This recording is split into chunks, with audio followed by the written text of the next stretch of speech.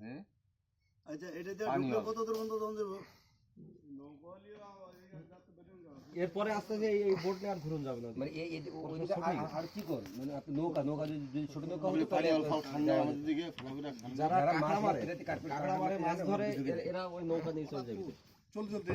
জীবনে ওদের কোনো মায়া মমতা কিছু নাই।